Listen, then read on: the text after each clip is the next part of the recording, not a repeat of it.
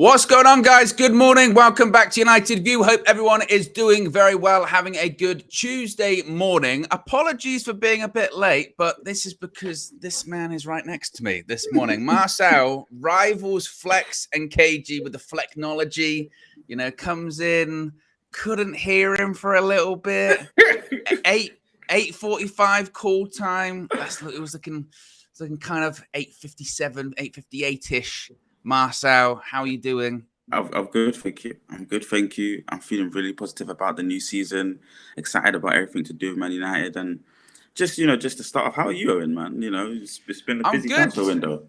I'm good. I'm feeling like you. I'm feeling a bit optimistic heading into the new season. Why not? You know, not all the business is done. And hopefully over the next several weeks, we'll be discussing more business that Manchester United will be doing. We've secured Mason Mount, Andre Onana. We're going to be talking about him today. Medical today, and the fee has been officially agreed. So we got some details on that. Rasmus Hojlund, we're going to be talking a little bit about as well, because he appears to be Manchester United's top target when it comes to strikers. So we'll be chatting about him. We'll also be talking a little bit about Marcus Rashford. New contract, 5-year deal, 325k a week is the rumoured figure for him. And we're going to be talking about outgoings. Harry Maguire, loan bid rejected from West Ham, but could he be on his way out now that he's no longer the Manchester United captain? And we're going to be chatting a little bit about Kobbie Mainoo as well.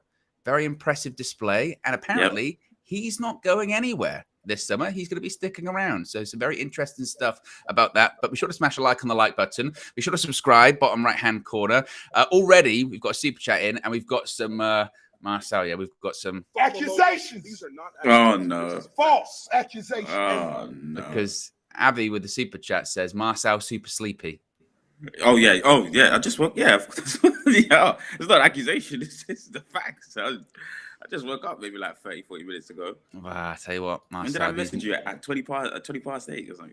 It felt like when I sent you the way it peeked behind the curtain, guys. Like, I'll wake up, I'll get together the stories we're going to be talking about. I'll put together a rough outline of what the show's going to be, and I'll send Marcel a link. And I sent the link over to Marcel this morning straight away, bang. And I thought, I tell you what, Marcel's up quick. But then I sort of realized, I feel like that message might have woken him up, actually. Less so of sort of Marcel being up and ready, more so of, what was that? Yeah, you know, one of those ones. And I feel like I might be right. I might be right with that one. So I felt like you was right. You're super right today. There's not been no porridge, not been no cakes. It was just all of a sudden, and then yeah, one of those. But hey, you'll get used to the new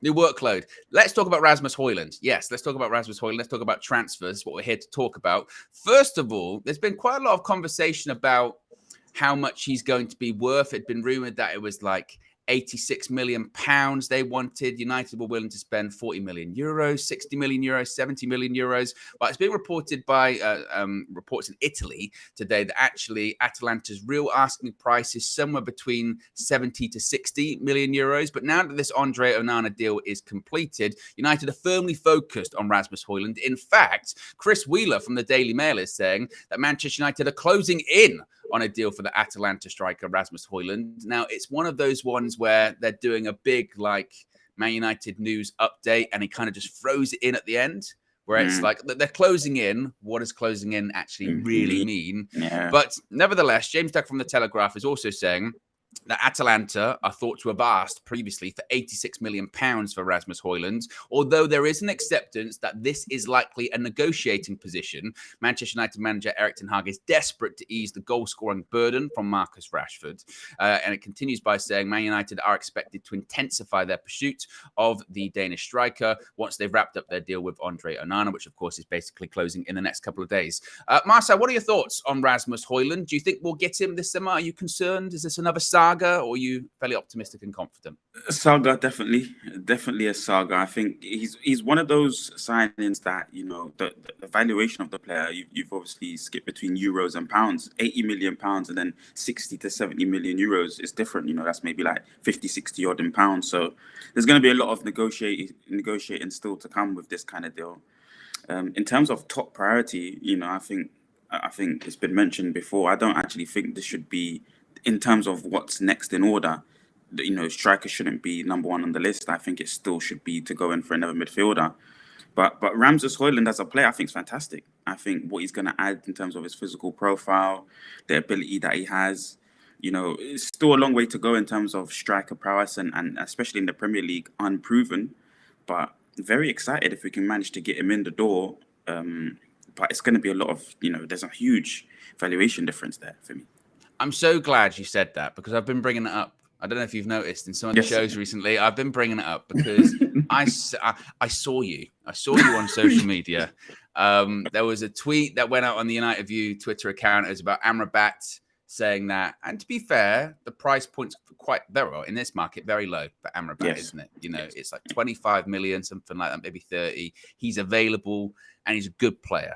And big outlets, big journalists have all said United are definitely interested. They're definitely interested. It's not a high priority for them, but Ten Hag is interested in the player. He likes the player. Marcel quote tweeted this and said, "This is more important than getting a striker. This is more important than bringing in a striker. Get Amrabat first and then get a striker in." And my thing was, Marcel, I think you're crazy. Now, obviously. We've had this back and forth before. We've done this before on a variety of topics, and I'm going to be honest. My track record's not great, actually. In the long term, Marcel I think's got the up on me. But this one, I feel like I'll win because we need a striker, Marcel. I mean, you'll agree with me on that. We need a striker. Yes, but the beautiful thing about it and the debates that have transpired previously, it's like we're both usually right. It's just what is it in terms of priority? How much more do we need a striker than completing that midfield? And I think that's the debate because, like you said, 100% agree with you. Yes, we do need a striker, but the and is we also need a midfielder. So, Yeah, well, I don't disagree with we need a midfielder, but we need a striker more. Put it this way. I think this is my winning argument on this one. Is if you had to pick one of those players, Amrabat or Hojlund, of going into the season with, if we don't go into the season with a striker, we'll struggle, I think, possibly to make top four. I think it's that important to our season. If we go into the season without Amrabat or without a second midfielder, I'm going, we could do with one, but we'll be all right. We've got a striker. We've got players. We signed Mason Mount. We've got Casemiro. We've got Eriksen. We'd probably still have McTominay if that instance happens. We've got Kobbie Mainoo coming through. There's options there. Our options up front are Anthony Martial, who did not play 90 minutes throughout last season. He is still not fit today. I mean, he's probably not. He's not going to play Saturday. I'd be floored if he played against Arsenal on Saturday. Our other striking option is Marcus Rashford, and let's be honest, it can't be him again as a striker. Play him on the left wing. That's his position. So who else we got? We've got no one else, Marcel. We've got nothing left. Well, okay. Well, I agree with you, but I do think Rashford up front for another season means 20 Premier League goals for Marcus Rashford in the Premier League.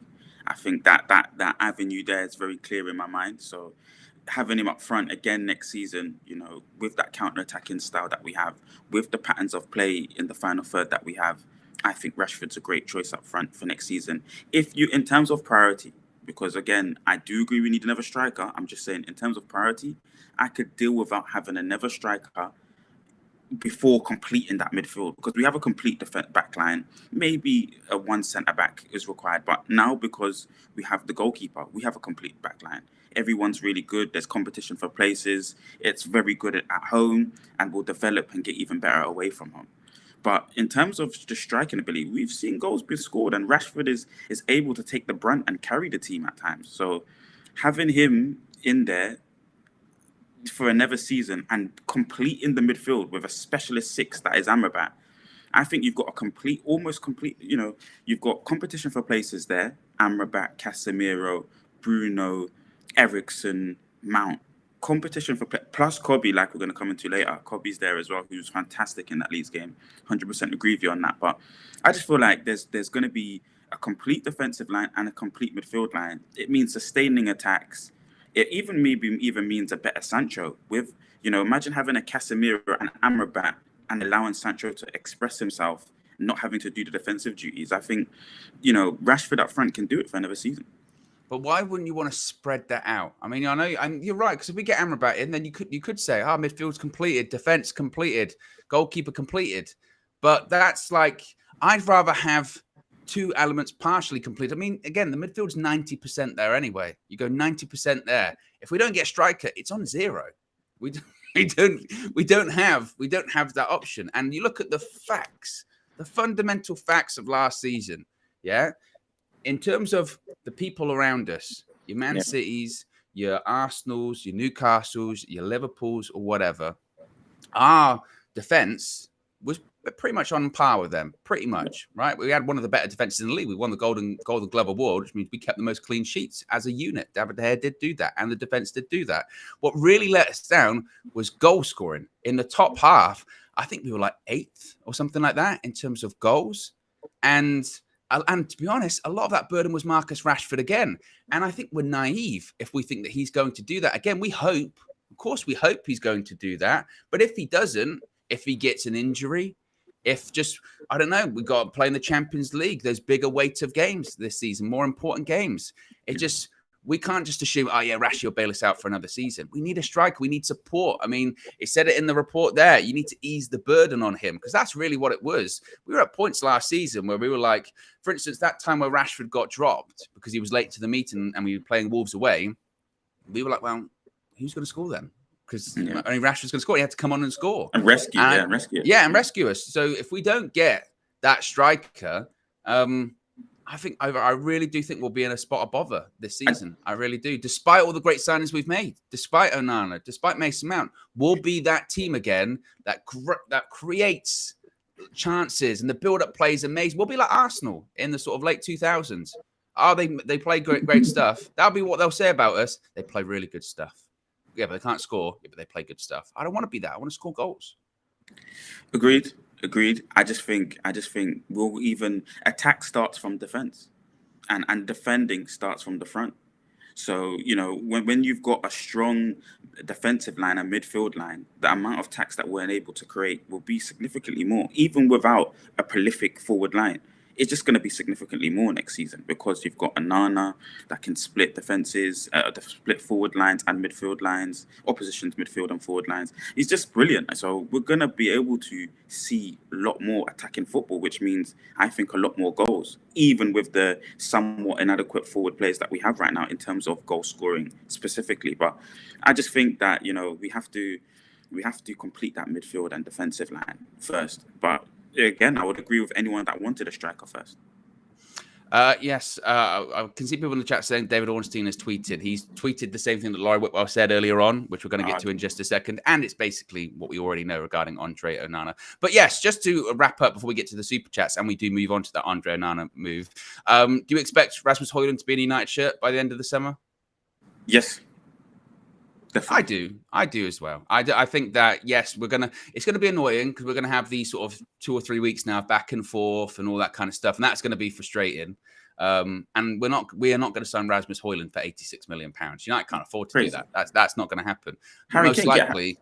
Exactly. You'd put in a bid for Harry Kane or someone at that point. There's better options at that price point. I think it'll go down. As United, they'll go start, like with both of the transfers so far, the first proper bid will go in, it'll be low. It'll be like 40 million quid. And they'll be like, no, it's miles off. And eventually they'll creep up. And I think maybe it might get to, 55 million pounds, maybe 60.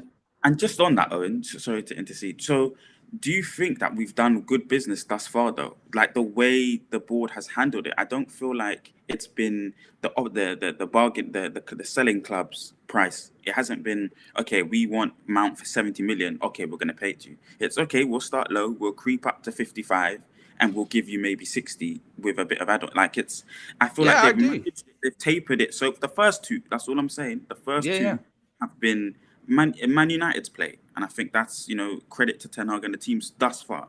Yeah, no, I do agree. I think for a lot of criticism for John Murtough, and there's a new negotiator. I forget his first name. I think his last name's Hargreaves, has come in. He replaced Matt Judge, who, of course, left last year. And I do think they've done a good job. I think some of their negotiating tactics have been really obvious. We're walking away. We're going to get Caicedo with the Mason Mount thing. Everyone knew they weren't walking away. Or when it comes to Andre Onana, when the price became a bit sticky, we could keep Dean Henderson, and everyone knew we're not keeping Dean Henderson.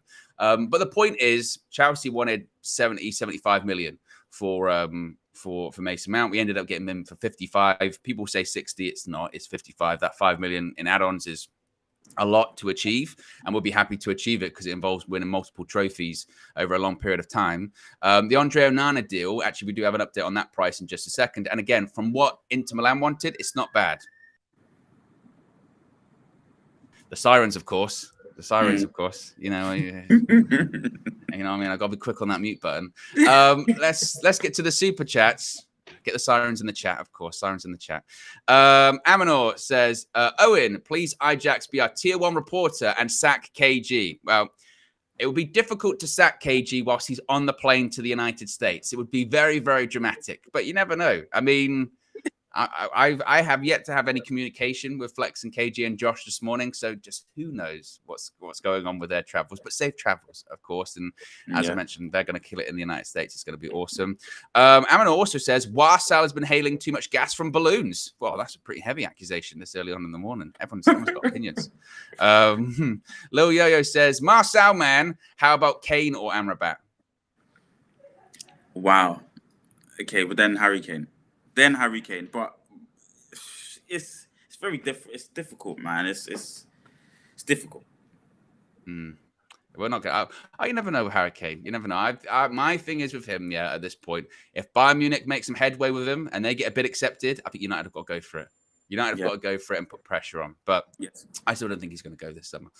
Let's talk about Andre Onana, because, again, the news this morning is that this fee has been officially agreed. We got the Here We Go a couple of days ago.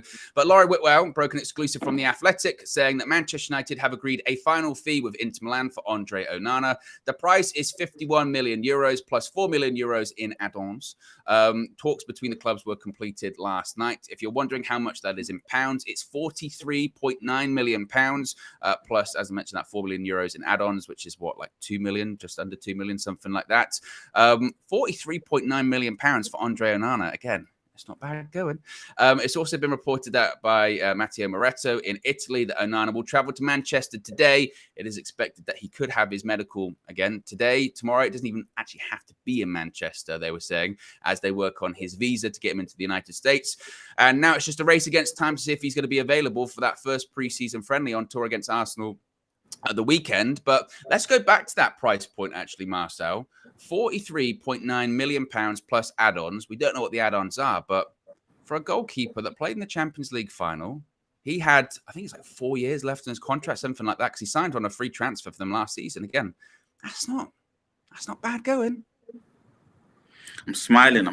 Man United are doing things that we didn't really anticipate them doing, especially after the last couple of seasons in the market. And, you know, like you said, Champions League quality. And for me, you know, in terms of the first third and the second third, I think he's the best goalkeeper in terms of breaking the lines and getting the ball to his players.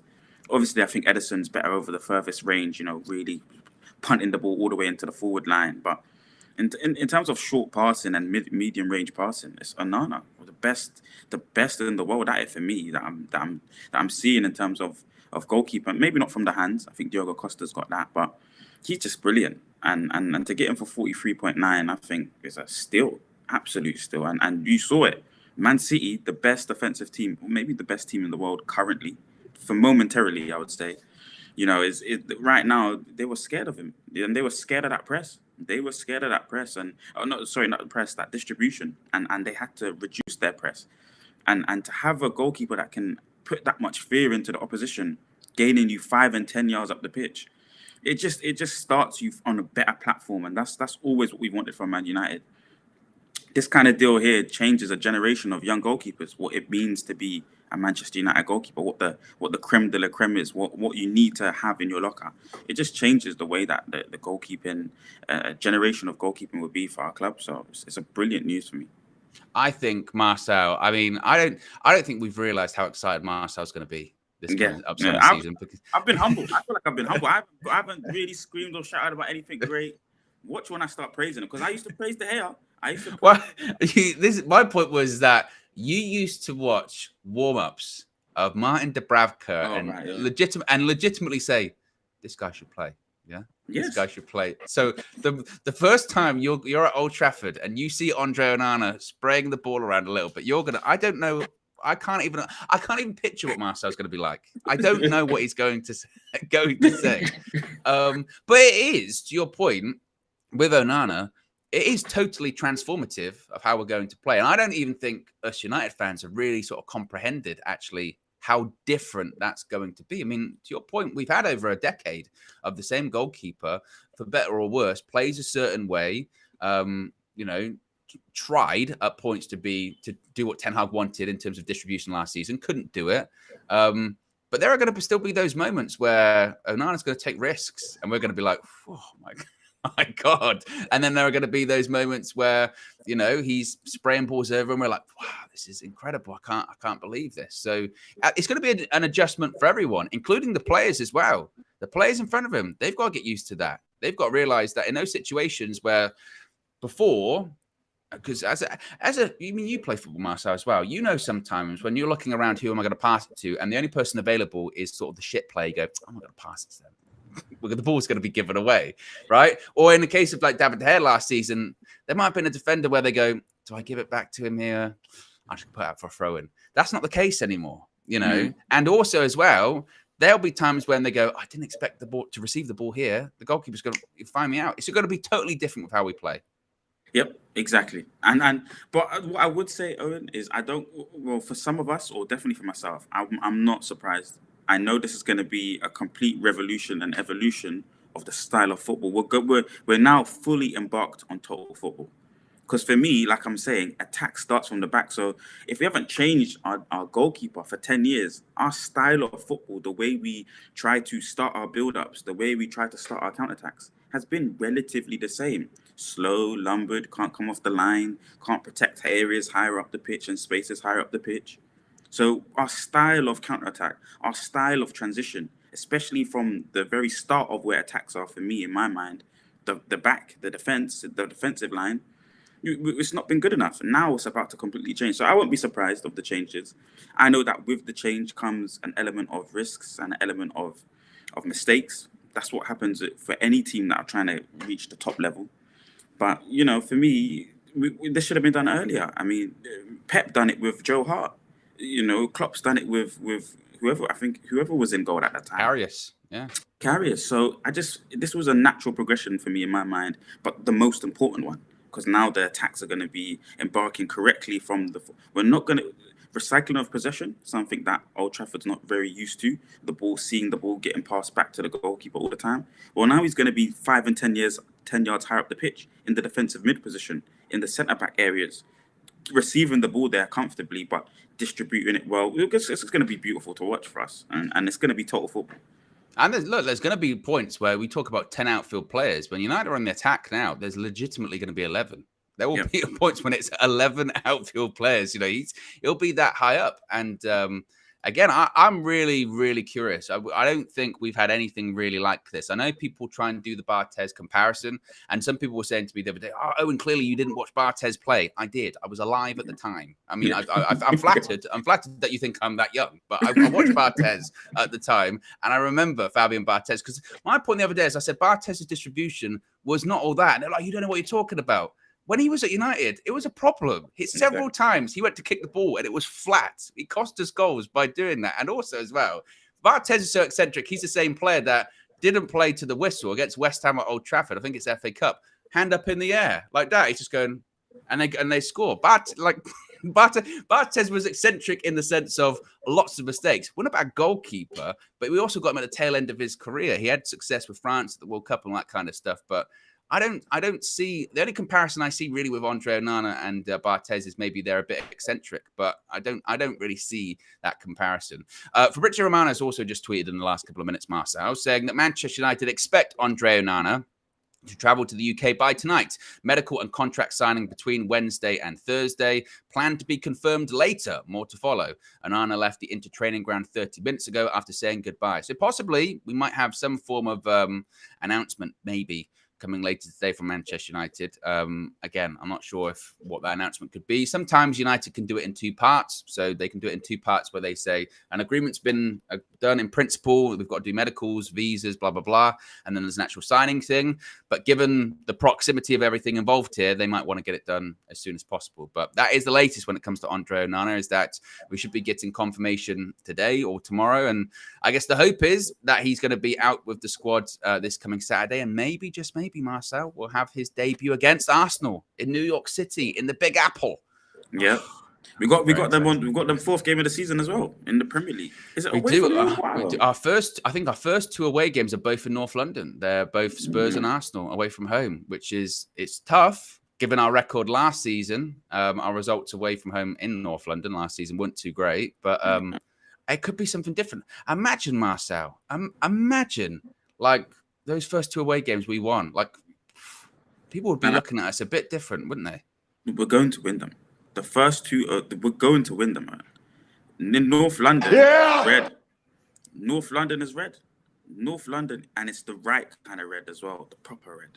You know. Yeah. I think that the first two away games will be good ones. Especially, listen, at the Emirates last season, we were very close to getting a well-deserved point, and we were tired. They had more days preparation. You know, we didn't have Casemiro. They didn't have Cass. So it's a completely different football match. And now we've got another great goalkeeper that's going to be there. You know, Mount's in there. We've got a different side. And that's why we need a striker, Marcel. We go there with a striker. Yeah, and when you say, go just in my mind's thinking back to what you're saying there. You're right. It finishes it off perfectly. It completes almost a spine. I think a lot of the players are on long-term contracts, you know, till 2027, 2028. You know, the Rashi, like you just mentioned before, new contract. Bruno's going to be here for a long time. Cass is going to be here for a long time. Onana, most probably. Martinez. We've got a good core group of players that can play this style, the Ten Hag style. So next season, you know, against a Tottenham side that are just forming and reforming, and then against an Arsenal side that have a lot to prove, I think we'll go and win both games. Marcel. Oh, I don't know whether it's good or bad that you're confident. Avi is the latest member of the UV Members Club. Welcome to Avi. Remember, you can join the UV Members Club. Links in the video description. So also the pinned comment in the live chat. You get your badges, your emojis, and your exclusive members-only content. UV Raws, there's going to be a lot of them filmed on the tour. So the stuff you don't see is going to be available for members as well. Sometimes that's the best stuff as well. Yeah. V33 says, Mr. Marcel, are you satisfied? OVM at the back. Onana, Varane, Martinez, I guess. Yes. I think it's complete now. We just need to get Maguire gone. I think I'm happy with Lindelof and his role that he plays. But Maguire needs to go, and you maybe need to get one more world-class centre-back or somebody that can learn and just and study under Varane. But other than that, what do you think of those people? I have seen this actually in the last sort of maybe 2 or 3 days on social media. This idea that maybe we've got to replace Varane. Maybe we've got to get rid of Varane, or maybe he can't adapt or anything like that. Do you put anything in that? I was quite surprised when I saw people saying that. Yeah, agree with you, Owen. Massively surprised. You know, he is the guy. You know, he's at that world-class level. He saved us in important games against Barcelona, clearances off the line, important emotional games where he's played to that level. He's retired from French football. He just retired from international duty just to focus on the Manchester United project. In my mind, it extends his career for Manchester United. So he's got the durability enough, just about qualifies in my mind, because he will come in and out of sides throughout a season, but he will get through his 25 games a season, and 15 of them will be big important football matches where we need a world-class centre back. So he will tick that box. Does he need somebody to push him on to make sure that he's always fit and always in the right condition and always on form? Yes. And I think somebody does come in and take that role. That's a bit better than Lindelof. But to say that he's not good enough, to say that he's not got a role for the next 3 or 4 years, 3 years at least, is maybe wrong. I agree. I was surprised when I saw people saying that. I've seen some people in the comments saying it, and I agree. It's kind of felt like, here's the next scapegoat. Here's the next person to be like, when we lose, Varane just can't adapt. Like, no, Varane's fine. Like, he's not as technical as Lisandro Martinez, but at no points last season when we were playing did you go, Varane can't handle it. Varane can handle anything. He's fine. And his injury issues last season mostly he was all right. Yeah, from what I can recall, he had those 2 big injuries. One was against Chelsea, where he nearly missed the World Cup, but he made it in the end, and that wasn't his fault.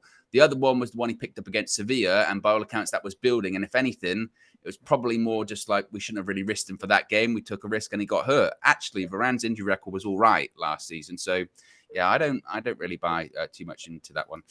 Be sure to smash a like on the like button, guys. Got over 2K watching.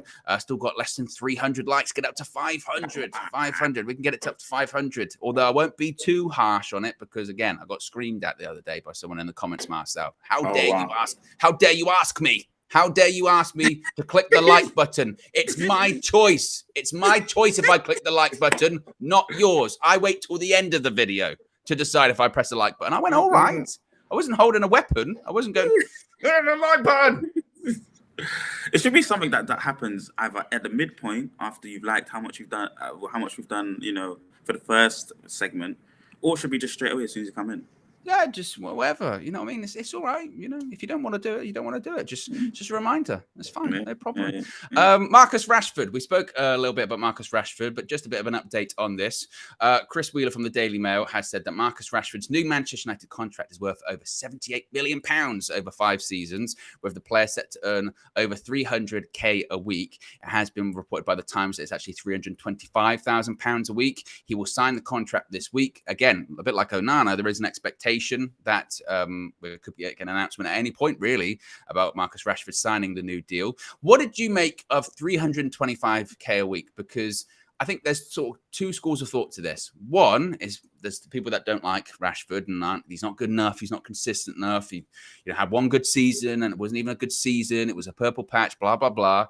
And then there's others who are saying, actually, I thought United were going to give him more than that, 325k. I'm actually happy with it. Where do you sit? Definitely with the latter. Definitely with the latter in that regard. It would have been 300 for me, but you know, I think I could be wrong. Correct me if I'm wrong, Owen, please. But Sancho's on 350 or in and around that figure, and productivity of Sancho is far less, far inferior to Rashford's productivity. He's coming into his prime years now, and I think he kind of maybe. His trajectory as a footballer is maybe the traditional type where, you know, in and around 27, 28, 29, 30, 31, that's when they become their prime self. They're the most mature to the game. They understand the game in the best way for them. And this maybe is proven that way for Rashford. It's a big contract. It's maybe last one at 25, 26. I think it's a perfect time. And to come off the back of a good season when you've done well, it only bodes well for next season. We can now physically demand more from him. Just got the big contract. Go and show it again. You just come off had the injury under Ole and was being misused and overused as a player. That era's gone now. You've had a fantastic season. Had to manage your body well. Just go in there and do it again next season. Got a big contract now. You have to deliver. Number 10 for Manchester United. I would say with it is those people that were really, because there were people, we're an embarrassment of a club, we're finished of a club. My reaction to that yesterday was, what do you expect? Like, what did you think Marcus Rashford was going to get? Did you think he was going to get 250k a week? Or did you think United were going to do a De Gea and just not offer him a new contract? Of course they were going to offer him a new contract. We're not crazy. In this instance, he was our top goal scorer. Like, he was our best player for a long period of time last season. Of course, he was going to get a new contract and he was going to get a wage bump. That was what was going to happen. I think in years gone past, we'd have ended up offering him like 400k or something like that. You know, some ridiculous. So I think that's a positive. I almost expected it to be a bit more. I do agree with a bit of skepticism because he didn't have an entirely good season last season. He didn't. He had a really good spell from sort of October, November time to sort of around March, April. He did tail off at the end of the season. He picked up that injury around March, early April. And when he came back, he wasn't the same. Like when he played in the FA Cup final, you wouldn't even know he was on the pitch, really. You know, and in some of those later games, he didn't really contribute all that much. So I think absolutely there's an expectation on him now. And absolutely, if he's not delivering this coming season, I think then you have to sort of go, Like, what happened? You know, has your head been turned by the new contract, or have you settled? Because that drive has to carry on. I mean, it does.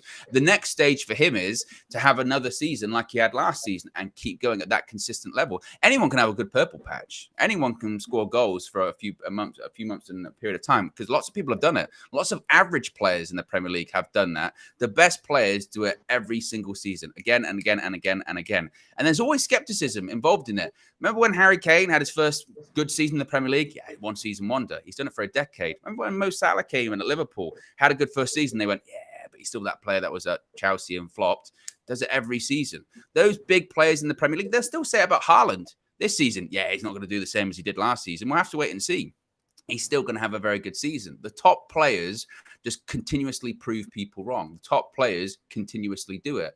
And I think, again, there is a little bit of, well, he tailed off. So let's just hope that it was just because he had an injury, he had a few knocks, and he'll be back and he'll be fighting fit. Because that's what we need. We need that next season. And as you mentioned, particularly if we don't get that striker, and I think we will get the striker, even if we do get the striker, still keep up those numbers and have a striker that gets 15, 20 goals, however many it is. And the next thing you know, United are much closer to achieving things they want to achieve.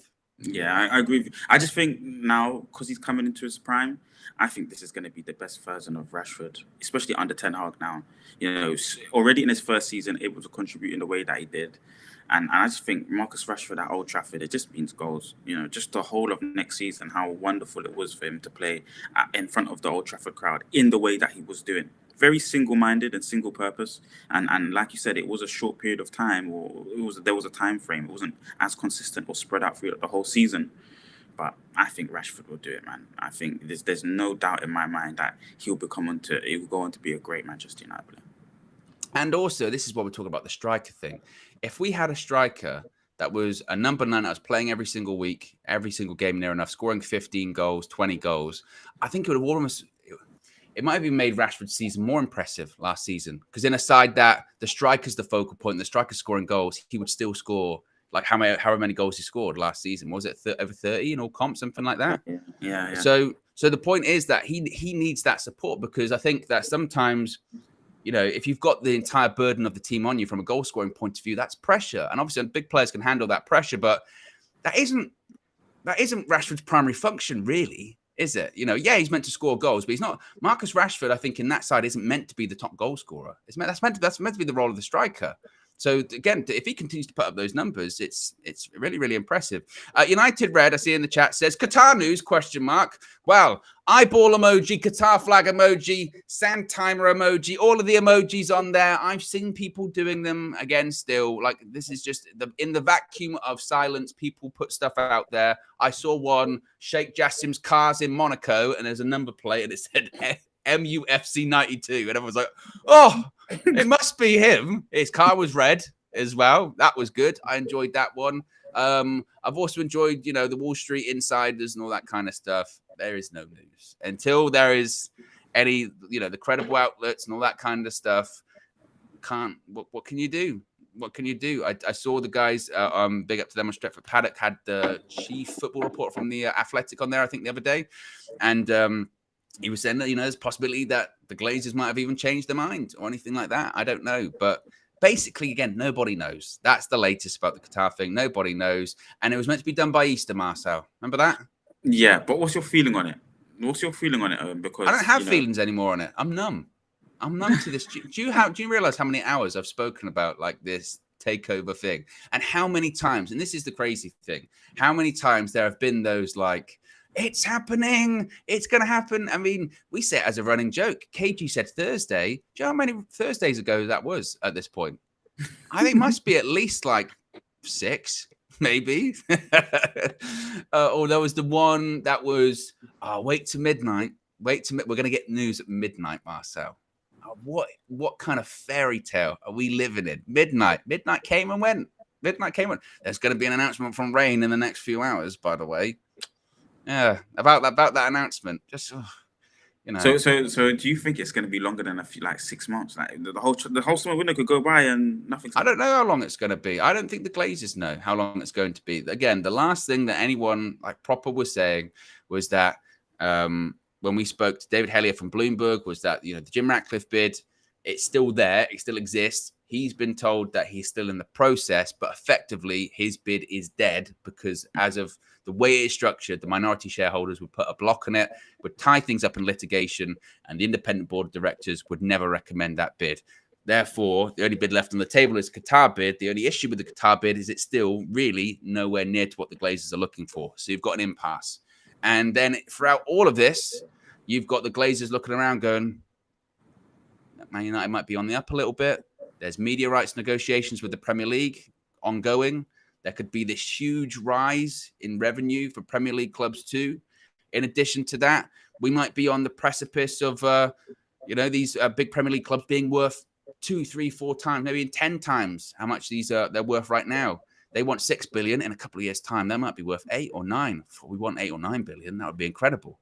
So imagine how far away it was from that 2 billion valuation at the beginning and 1 billion and inflation, crazy. So yeah, I'm just, like I said, I'm very, very numb to all of this at this point. One thing I'm not numb to, Harry Maguire. Harry Maguire could be about to exit Manchester United, but it's not going to be a loan move. It was reported by The Guardian yesterday. Jacob Steinberg said that West Ham had a loan offer for Harry Maguire rejected by Manchester United. West Ham are exploring a loan for Maguire, potentially with an option to buy, but they feel the cost of signing Maguire on a permanent deal is too expensive. Fabrizio Romano has said the feeling is that clubs interested in Harry Maguire will wait days and weeks because there is the potential of Manchester United reducing their asking price. It had been reported previously, Marcel, that United were looking for like 50 million quid. That might have gone down now to about 30 million pounds.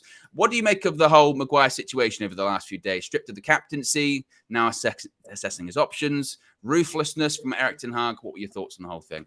Yeah, Ten Hag's been brilliant for this club. Ten Hag's been magnificent for Manchester United Football Club. From minute one, how he dealt with the situation, always respectful to the players in terms of just, being a class act, being respectful to them.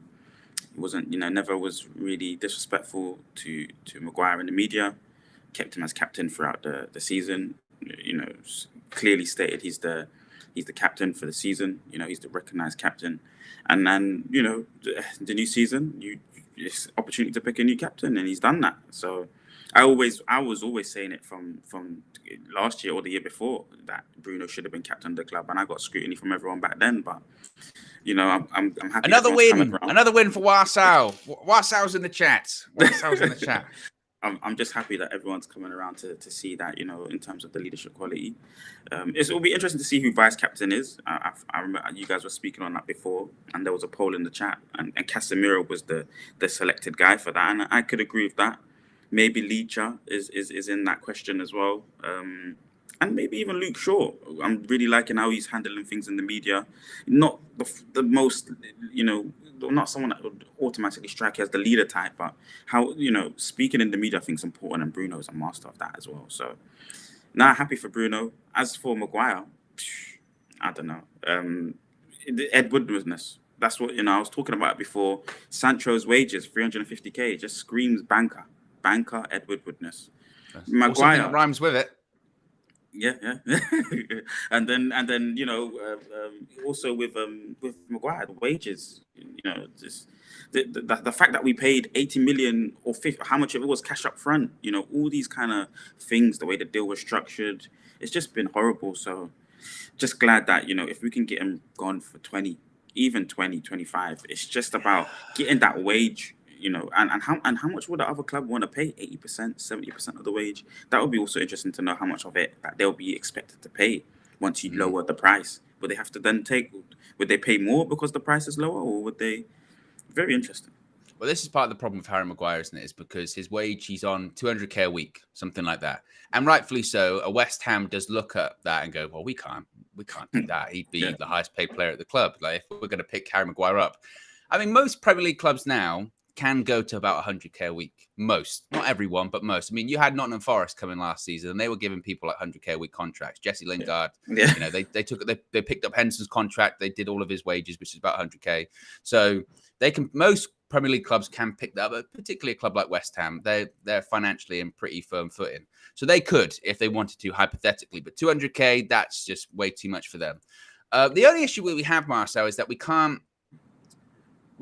we're talking about Hojlund earlier, right? And we know that we're limited from an FFP point of view this season. So we do, if we're going to get in a Hojlund, we do need to sell, and we do need to sell well. We can't just be like, 25 million, blah, blah, blah. Because Harry Maguire, and this is the thing, and this is where sometimes social media gets too over the top, or they get too carried away, or whatever it may be, because yes, Harry Maguire is not good enough to play for Manchester United in this system in particular, but just in general, he's not good enough. He definitely was not good enough to be the Manchester United captain. He's not that kind of leadership figure, particularly in a squad of leaders right now. There are a lot of real senior high-profile players there that should be captain over him. So he wasn't right for that. But he's not terrible. This is the thing. He's still a Premier League player. He has still played at an international level. He still plays at an international level. I saw Nikki from West Ham Fan TV was talking on DR yesterday with Flex and all of the people there. And he was saying, of course we'd take Harry Maguire. Like, Harry Maguire, England international. Of course we would take him. So, and United have to be smart in that aspect. They need to look at West Ham and say, they just got Declan Rice money. They just got over £100 million. And to get a Harry Maguire, yeah, maybe we can't charge 40 million because he's on 200k a week, but we can get 30, 35, or we can figure something out. So I think we do need to be a bit wary of that. I suppose the question is, Marcel, come the end of the window, once it's shut, do you expect Harry Maguire to be a Manchester United player anymore? No way. I mean, you've been stripped of your captaincy as a player. I think it's opportunity now. You don't want to step down and be in the same club without the authority, the respect of the players of the level that you had before. I think you want to go and have a fresh start. You just think about how you was treated throughout the whole of last season. Maybe third or fourth choice in the pecking order of centre-backs. Meant to be an England international. Your international manager, speaking about you need more games. So if he has any ambition about him, I think he'll go on and move to pastures new. Another one of those players that was surplus requirements and helps, the removal of him, just frees up a space for a new hungry, player that's got the vigor and the desire to play for the club and within Ten Hag's system. I do think he goes. I agree with you. I wasn't, prior to all of this stuff, I thought he might stay and go out on loan in January, which I didn't like, by the way, but I thought that's what he might do. Certainly the noises were he was going to dig his heels in. I'm proud of being the United captain and all this kind of stuff. Even though the writing was firmly on the wall, he couldn't see it. But I think Ten Hag forced him to see it. Like, you're not the captain anymore. And again, you weren't stripped because of disciplinary issues. You weren't stripped because of whatever, anything's happened off the pitch. You were stripped because we just didn't think you were good enough. I mean, he got stripped because he's not good enough. Yeah, he got stripped because he doesn't have the quality. So it's very difficult to come back from that. So I agree with you. I do think he'll go. But a bit like Romano said, I think it might be a bit later on. I think some of those other clubs might wait for United to get a bit more desperate and maybe reduce the fee a little bit and see him go. But I agree with you. I do think he'll probably end up going. Liberty with a super chat says, Owen, can you say addons? Like Fabrizio plays addons with addons. Here we go. Thank you, Fabrizio. Avi says, are we not concerned about the age of key players? We've got, some of the first team, certainly, there are some more experienced players in there, whether it's Casemiro or Varane or Eriksen. But we've still got some young players in there too. Okay. Bleacher. Mason Mount's young. Rashford's still young. Anthony, very young. Hojlund coming in, he's like 20. We still got Dalot. Luke Shaw's still young. He's been around for ages, but he's still young. Andre Onana's 27. In goalkeeping terms, that's a baby. And he can play for a decade, at this point, or even longer. So I'm not too concerned. You need a good mixture of senior pros and young players up and coming. You don't want to have that's why I think Chelsea are in trouble, because I just look at them signing. They are doing, Chelsea, that thing where you start a game up of FM, right, Football Manager, and you look online, Wonder Kid shortlist, and you just download it, and you just sign them all. And the problem is, with the one kid shortlist, Marcel, it takes like 2 or 3 seasons before they get any good. Yeah. And for a lot of the time, the first few seasons are rough. And I feel like that's what Chelsea are doing. So you need a good mixture. And we saw that last season, certainly. Jadine says, Marcel, quick question. How can you back Bruno so much? I mean, if you look at his style of play, does he really play total football? Just a question. How can I back him so much? And if I look at his style, it's anti-total football. Okay, so I think what Ten Hag, the style of football that Ten Hag wants to play is not the traditional total football. And we've seen Bruno last season conform to a style of total football as best as he can. You know, he dropped into the 8/6 alongside Casemiro at times, or Scott, and was able to dictate games. You know, we'd seen that. You know, there was games last season where he was able to dictate play from deep. The number one rule, I think, for a Manchester United player is give everything, run and press and give everything. You have to be able to do that. You know, be strong. Okay, he's not always strongest in his tackles, but he's aggressive in his tackles, and he puts in 100. I don't see any other player put in that graft. I'm gonna enjoy watching Mason Mount. Mason Mount will be another one of my favorite players. I just love footballers that when I come and I pay to see them, they're giving everything. That's the number one requirement. They are giving absolutely everything for the shirt. And then he's really productive in the final third. He's very productive in the final third. He wants to force the football forward. And if Ten Hag can taper that, then you've got a fantastic player. And I think Ten Hag would believe that that's a complete midfielder in terms of he's very, very well skilled at all facets of midfield ability. You know, and you can put Mason Mount in that category as well, of being close to being quite a complete midfielder. You've got a backup player like that. And he's emotional for the club. He puts in a lot of energy. He gets along with a lot of the players. Very, very good in the media. I love listening to what he has to say and his focus, his ability, how he talks about the progression of the football club. Bruno's a fantastic player. I can't see why anyone would hate him. Everyone has a particular style of footballer that they like, or the particular style of 10. You know, there's a Tevez 10, there's a Rooney 10, there's a Ronaldinho 10, there's a Messi 10, a Riquelme 10. But for me, you know, if you're a Manchester United fan, the Rooney-esque dynamic running, clamping players can do everything. Bruno fits that mold a little bit in a way. I'm not saying he is Rooney. Don't get that confused. But in terms of the passion and the drive that he has for playing football matches consistently, durability being one of the best parts of availability being part of the one of the best abilities. Sorry, and so Bruno's a fantastic player. Andy with a super chat says, Marcel, you're pathetic. Your positivity is delusional. We are not AFTV. I tell you what, Andy's spot on. We're not AFTV, but United. We're not, yeah. You said confident Qatar will win. Now looks like Glazers are staying. What you saying then? Well, I can take this one for you, Marcel. But I would say that as of right now, the Glazers are staying. But that both people, Ineos and Qatar, the 9-2 Foundation, is still within the race. I think all of us have said that we're confident Qatar win. And I don't think that's exclusive to Marcel. I think a lot of people have, because again, that's kind of the noises that people had heard. We'll have to wait and see. I mean, I think a lot of people thought this takeover was going to happen again in April. We're in July at this point, so I'm not sure that's, you know, specifically on Marcel. I'll back you up on that one, Marcel. I don't think that's your fault. Appreciate you. Yeah. Bloody Marcel. Glazers staying. PS says, Marcel is an astute scout of hidden talents. I still love you though, Owen. Well, I appreciate that. PS. I recommend Marcel look at Luke Sharrow. I'm gonna struggle with this pronunciation. It is a real player. Gutrida as a Maguire replacement. He plays centre back for Feyenoord, so you can look at him. But my pronunciation of that is absolutely terrible. Finally, Kobbie Mainoo. Now, Kobbie Mainoo impressed a lot of people in that first preseason friendly, Marcel. And some people said, is he going to go out on loan? What's going to happen with Kobbie this season? Well, he's not going anywhere. Mark Critchley from The Athletic is saying there are currently no plans to send Kobbie Mainoo out on loan. Erik ten Hag is said to, quote, love him to madness and trusts his ability.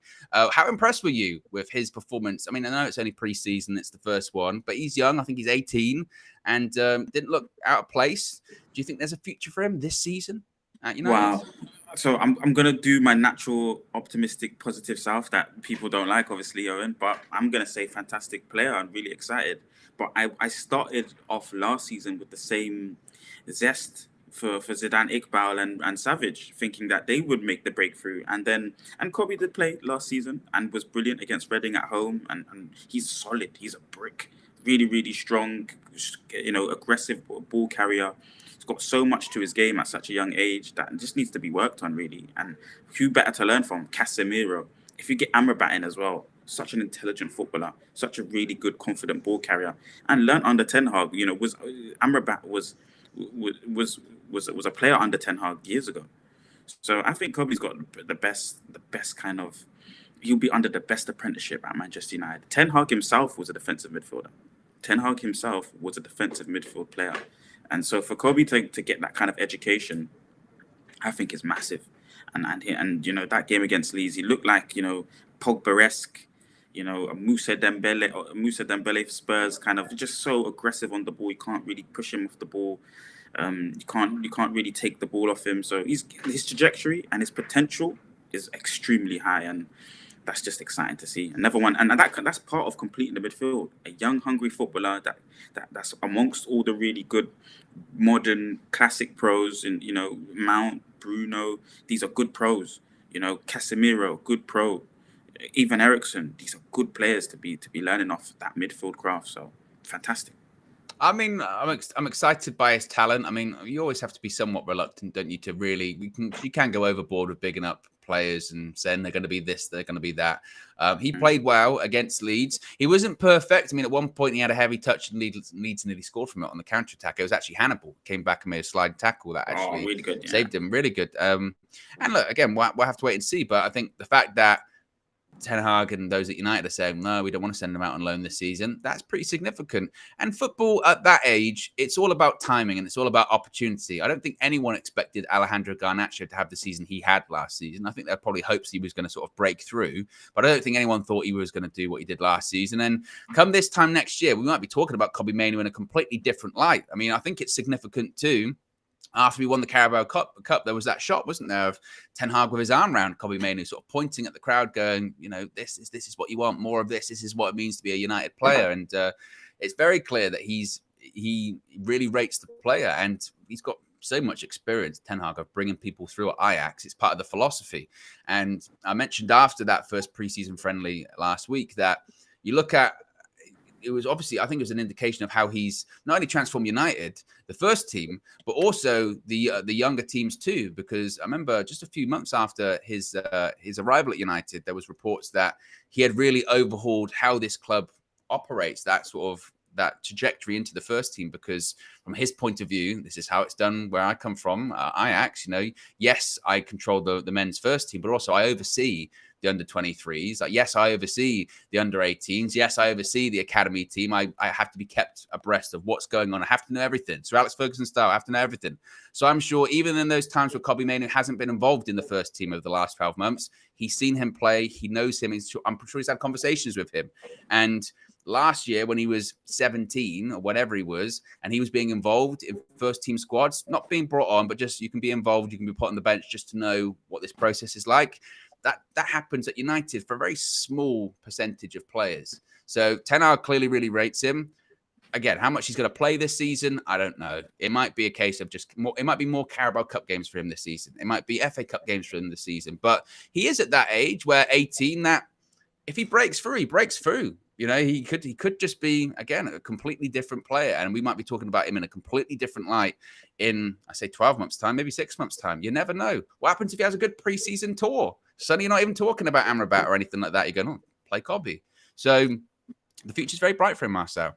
Yeah, and I agree. And it would be amazing if he has a breakthrough season similar to Garnacho.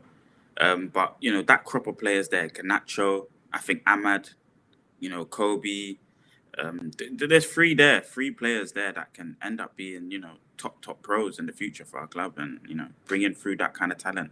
Something that we've been doing for years. A couple of super chats before we wrap things up. Sashiv says, Amrabat will be a better signing than Basmati Rice. And also, have you guys seen AFTV dance Rice Baby? Absolute cringe AF.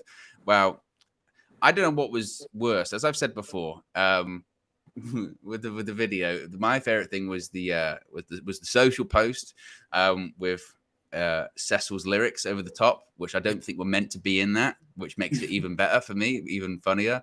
As I've said, Cecil is a rapper the same way that I'm an Olympic pole vaulter. Okay, I am one, and he's not a rapper. And this is me saying that, Marcel. I've got no knowledge of music, no knowledge of rap. Marcel the other day had to explain to me two people beefing, right? And I was like, I have no clue. I had to ask, who is it? I'm just as bad as you, Owen. Don't make it seem like I'm anything great. Like I'm. Oh, he froze. Marcel freezing. Look at that. Undertaker settings as well. Oh, it's typical Marcel, isn't it? It's typical Marcel. End of the show. You know what it is, yeah? People don't understand that how similar he is. How similar he is to to KG in the sense of, I bet he didn't plug in his laptop. I guarantee you his laptop. He's back. What happened? What happened, Marcel? Disgrace cheats. I was saying that about you were explaining to me two people that were beefing. I don't know who they are. Do you remember even who they were? Is it Stormzy and Chip? It was Stormzy and Chip beef or something. I don't know. And the history of it. It was Drake and someone. Oh yeah, Drake and Pusha T. Yeah. Drake and Pusha T. Yeah. But please don't take like I'm not any better than you in terms of the extensive knowledge on this thing. Well, that's true. Marcel, I had to explain to Marcel what a cocktail was as well. That's true. Yeah. Genuinely. I didn't know what that was until strawberry daiquiri. They do them in Marks and Spencer. Strawberry daiquiris in a can. Yeah, everywhere. Marcel, it was right over his head. Finally, Andy says, Marcel, are you happy De Gea is gone? You hounded a club legend out with your agenda. Be careful what you wish for. Onana will have more assists than clean sheets. I'm extremely happy. I tell you what, that last line there could be. Imagine he has loads of clean sheets if he's got even more assists. I mean, that might be accurate. Could you imagine? No, it will be. It will be. He will have lots of assists and lots of clean sheets. More, I don't know. That would be crazy, actually. But that's what I mean. Imagine he got like 15 clean sheets. He's got 20 assists. He's top assist person in the league. It could be crazy. It could be crazy because Rashford over the top, Bruno breaking lines, Mount breaking lines. It's crazy. You never know. Anthony does get through the lines and is able to see spaces beyond them. So, but of course, I'm extremely happy. The agended, and it's going to proliferate the future of the club. That's the only agenda I have is the proliferation of Manchester United Football Club. That's the agenda. I like the proliferate, and then you upped it with proliferation as well. I appreciate it, Marcel. And Lil Yo finally says, Owen, you need an Undertaker gong for when the screens go black. I do, actually. And any more sounds that you think can be added to my various soundboard, let me know, because I have an unlimited space for all of the sounds I can do. Believe. I can do. It could have been killed. So I can do. What? I can do. You can do it. I can keep going. You can do it. You can do it. So any let us know. Anyway, guys, look, be sure to smash the like on the like button. Be sure to subscribe, bottom right hand corner. Stay tuned. As I mentioned, Flex, KG, and Josh, they're on the plane to the United States. So they'll be back very soon. We're out of here. Peace.